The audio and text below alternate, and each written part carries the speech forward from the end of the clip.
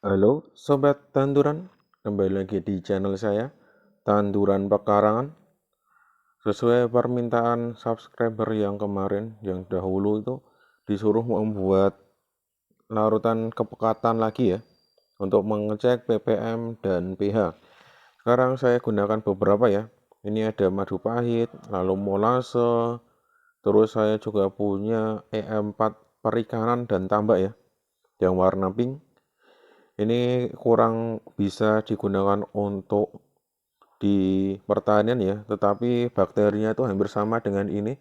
EM4 pertanian tuh bakterinya hampir sama, bedanya itu itu bakterinya ada bermacam-macam ya, tetapi komposisinya berbeda.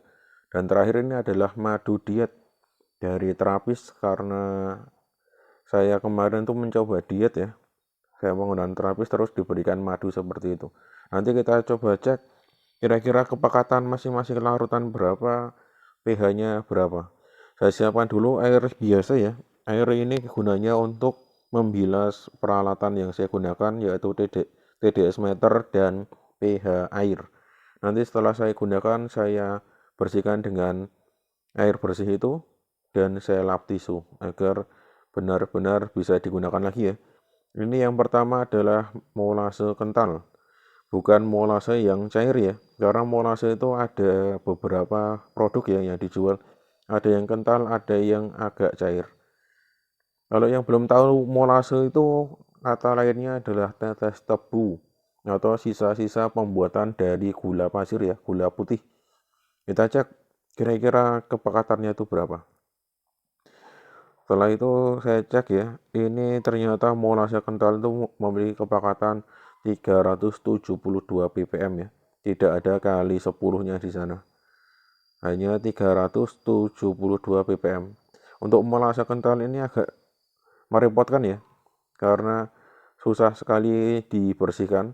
Ini sampai saya rendam dulu di air bersih, dan ini setelah bersih seperti ini ya. Ini coba saya cek dulu apakah sudah bersih semua. Sudah ya, walaupun ada beberapa yang masih menempel molasenya.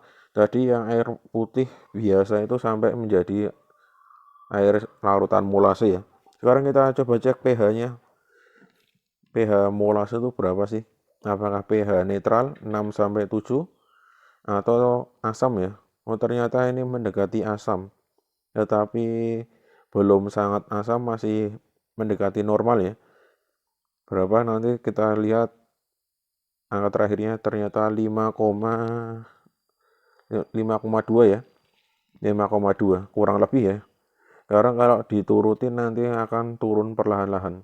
Kita cukupkan saja untuk molase kental itu kurang lebih pH-nya 5,2.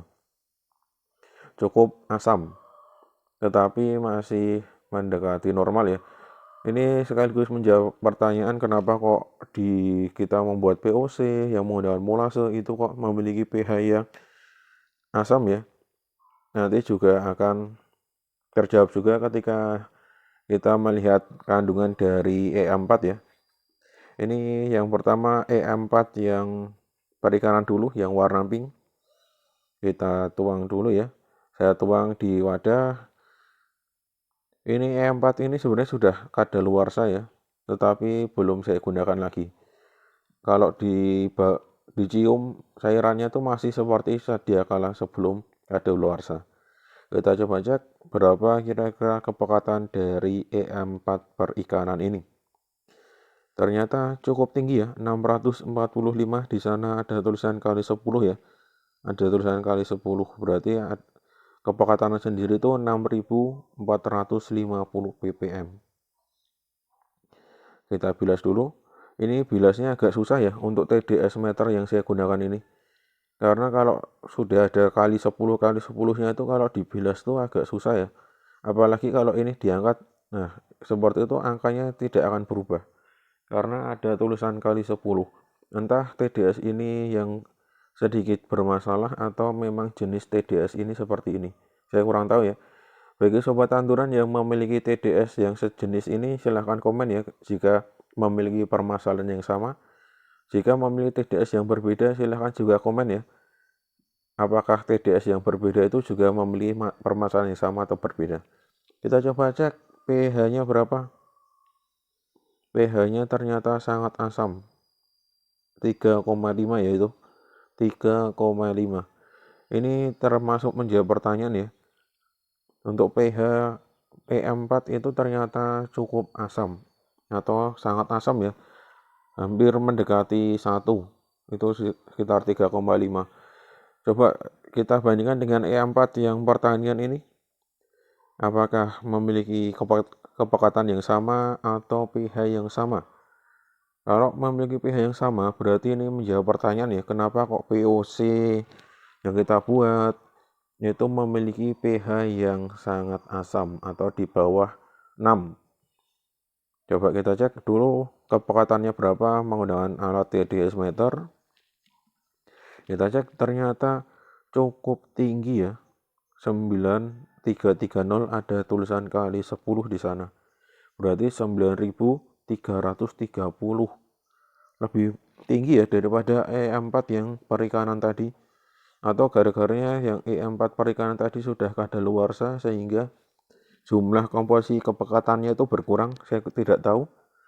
Atau memang untuk pertanian ini E4-nya dibuat khusus ya. Dibuat khusus karena kalau dilihat komposisinya itu cukup berbeda ya. Kalau di E4 perikanan itu hanya ada 2 atau 3 bakteri saja. Kalau di E4 pertanian itu ada 2 atau 3 bakteri dan ada plus beberapa komponen lain ya, sehingga kemungkinan besar itu yang membuat ppm-nya lebih tinggi. Dan itu saya ambil lagi ya, ambil air putih biasa, karena yang air putih yang atas itu ternyata sudah tidak bisa untuk membilas ya, karena terlalu pekat tadi dipakai molase. Kita cek pH-nya itu 3,6.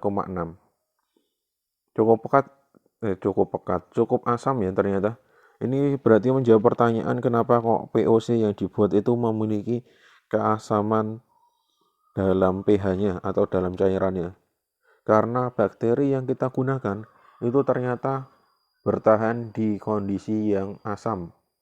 Jadi hati-hati ya penggunaan POC, penggunaan E4 karena itu memiliki kandungan pH yang asam. Kita coba di madu pahit. Madu pahit ini juga madu yang kadaluarsa ya. Karena rasanya itu memang benar-benar pahit. Awalnya manis tapi kelama-lama itu di lidah itu terasa pahit. Ini kita coba cek. Untuk kepekatannya ternyata tidak berubah ya. 000. Ini entah alat saya yang rusak atau memang sesuatu cairan yang sangat kental sekali dan murni itu memang tidak memiliki campuran apapun sehingga diukur dengan alat TDS meter ini tetap hasilnya 000.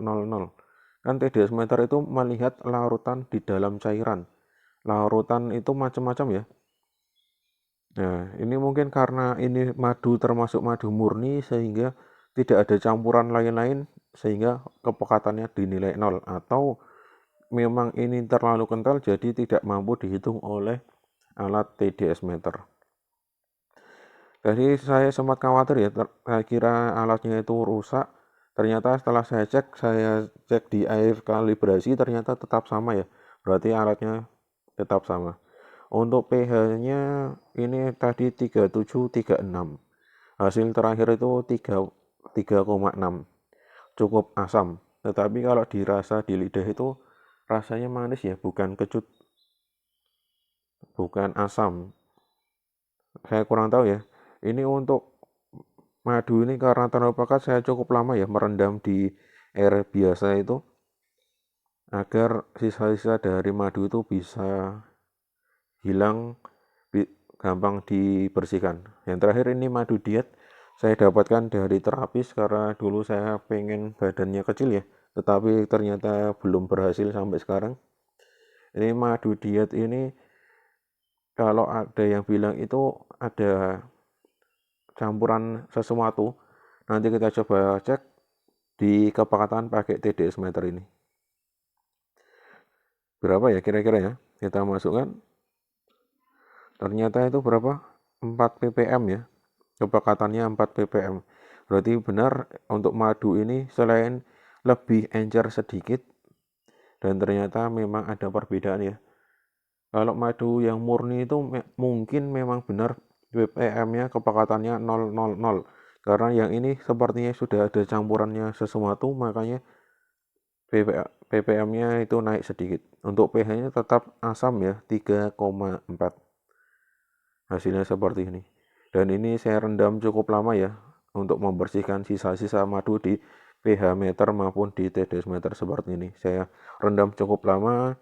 Kalau sudah, lalu saya angkat dan saya bersihkan menggunakan tisu agar alat-alat ini bisa bertahan lebih lama lagi dan bisa digunakan. Oke, sekian dulu dari saya. Salam tanduran, tanduran subur, petani makmur.